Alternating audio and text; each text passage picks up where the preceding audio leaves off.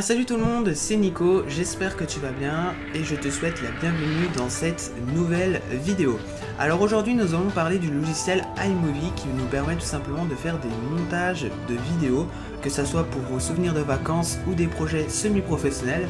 Je vais vous donner pas mal de notions pendant cette vidéo, en fait les bases du logiciel. Ensuite vous pourrez donc les appliquer de votre côté à tête reposée. Donc c'est parti, on va pas perdre plus de temps, je vais vous expliquer la première étape. Vous avez les données du projet. Tout simplement, vous pouvez retrouver donc la bibliothèque, où là il y a la photothèque où vous pouvez retrouver toutes vos photos. Ensuite, il y a la bibliothèque iMovie où là sont situés tous vos projets que vous avez fait avec le logiciel. Donc la première chose, c'est importer un fichier pour commencer son montage. Comment on fait pour importer un fichier? C'est très simple. Lorsque vous avez ouvert le logiciel iMovie, vous avez donc la flèche ici, importer des médias. Donc on clique sur importation des médias et là vous allez retrouver une liste. Donc moi tout simplement je vais rechercher ma vidéo qui s'appelle Voyage en Chine et ensuite on a juste à cliquer sur importer la sélection. Comme vous pouvez apercevoir, la vidéo se retrouve ici dans la boîte des données. Maintenant commençons le montage vidéo. Donc votre vidéo est importée, elle se situe donc dans la boîte des données. Alors nous allons tout simplement prendre la souris, le curseur de la souris, sélectionner la vidéo et faire un glisser-déposer en bas, sur la timeline.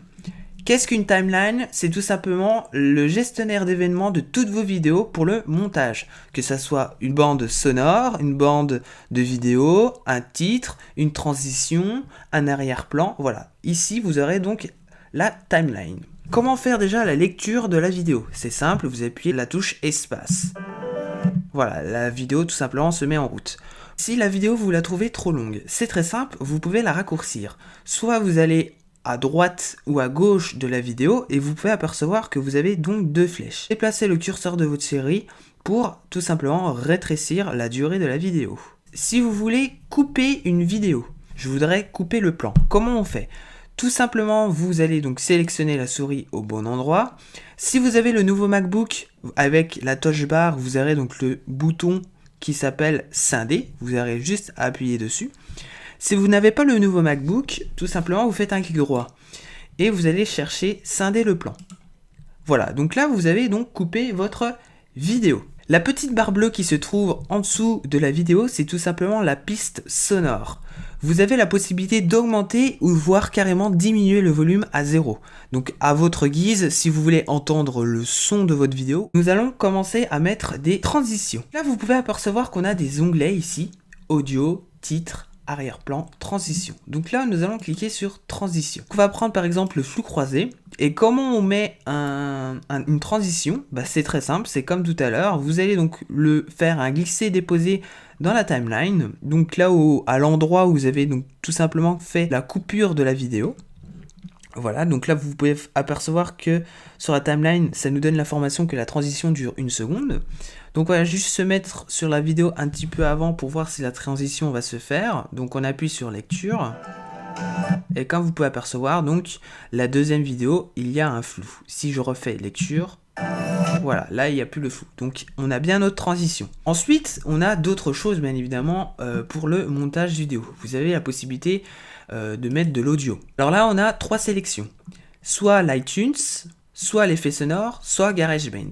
Il faut savoir que si vous avez de la musique sur votre compte iTunes, que ce soit sur votre iPad, votre iPhone, vous cliquez ici, vous aurez donc la liste de toutes vos musiques et ensuite vous aurez juste à faire un glisser-déposer en dessous de la vidéo pour avoir la bande sonore. Ensuite, si vous voulez rajouter des bruitages à votre vidéo, ici vous avez donc une multitude de bruitages. Par exemple, on va en écouter un, je sais pas, on peut prendre celui-ci.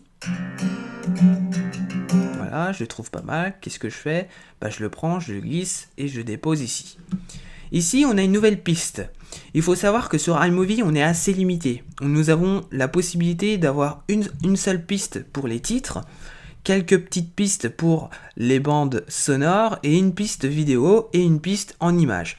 C'est vrai que c'est assez limité pour le montage, mais c'est quand même déjà assez intéressant pour faire des bons montages. Si vous voulez donc plus de pistes, il y a des petites astuces sur iMovie que je vous expliquerai dans d'autres vidéos, ou sinon il faudra bien sûr passer sur un logiciel beaucoup plus professionnel qui est donc Final Cut Pro. Les pistes sonores sont de couleur verte. Les pistes sonores bleues sont déjà intégrées aux vidéos. Voilà, donc là c'est juste la différence au niveau de la couleur. Bon, après ça c'est pas très gênant. La sélection titre. Vous pouvez bien évidemment ajouter un titre à votre vidéo. Donc bien comme les transitions, vous en avez pas mal. Pour ce tutoriel, prenons celui-ci par exemple.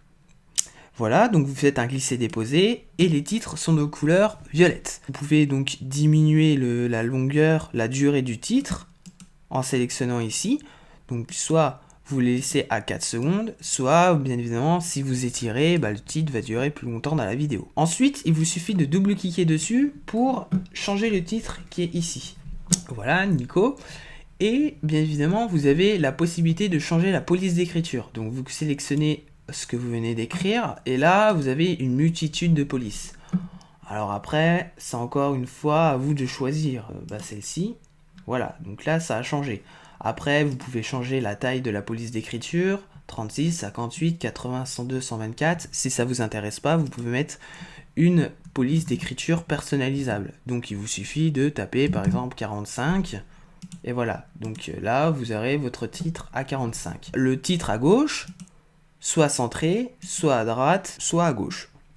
Voilà, après vous pouvez aussi également jouer avec la barre d'espace pour aligner le titre comme vous voulez. Après, vous avez l'onglet arrière-plan. Là, vous avez donc aussi des arrière-plans. Prenez un arrière-plan et vous pouvez le glisser-déposer ici. Et là, comme vous pouvez apercevoir, on a donc un arrière-plan. Il y a d'autres options disponibles. Vous allez choisir le plan de la vidéo que vous voulez. Donc moi, personnellement, je vais prendre cette séquence qui est ici. Et vous allez donc aller tout au-dessus, ici. Où là, vous avez encore des autres options. Donc si on clique ici, vous avez la palette de contraste. Voilà, donc c'est pas très joli. Alors après, si vous vous y connaissez, tant mieux. Mais bon, après, c'est pas forcément obligatoire. De recadrage. C'est un peu comme lorsque vous prenez une photo sur votre smartphone. Par exemple, sur la photo, il y a un endroit où vous voulez pas qu'on voit. Vous faites un recadrage. Et là, c'est exactement la même chose. Option sonore. Donc là, par exemple, pareil que tout à l'heure, on a la possibilité d'augmenter ou de diminuer le volume. Et de cliquer sur automatique pour un petit peu améliorer la qualité sonore de votre vidéo. Après, vous avez l'option vitesse. Soit vous pouvez augmenter la vitesse de votre vidéo, ou soit au contraire la ralentir pour carrément faire une image figée. Donc ça, après, tout dépend le montage que vous faites. Tout dépend si vous faites un slow motion. Donc là, ça serait beaucoup plus intéressant d'utiliser ce paramètre-là pour mettre la vidéo, par exemple, en lente ou voire carrément image figée. Si je veux, par exemple, que ma vidéo soit en noir et blanc, je clique ici. Et iMovie nous propose beaucoup de couleurs. Donc comme je vous l'ai dit, noir et blanc ici.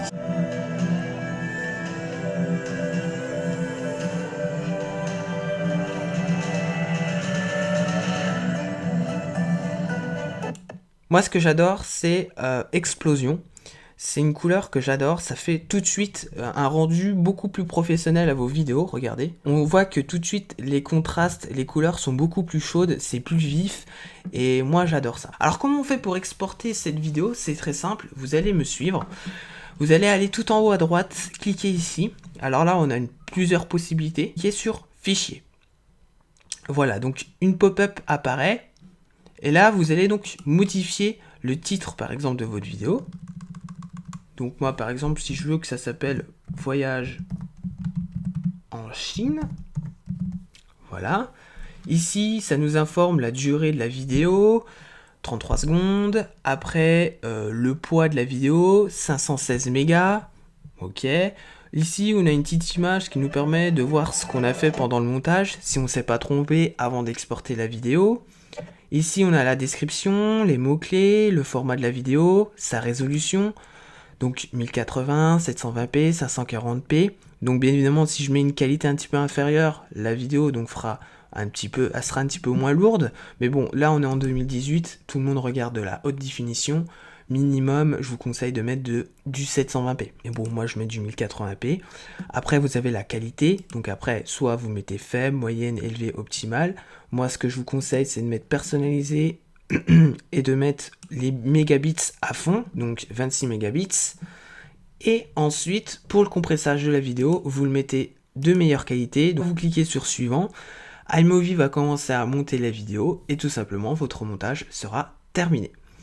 Donc voilà, ce petit tutoriel sur les bases de iMovie est terminé. J'espère que ça vous aura plu, j'espère que toutes les connaissances que je vous ai apportées seront utiles pour votre montage.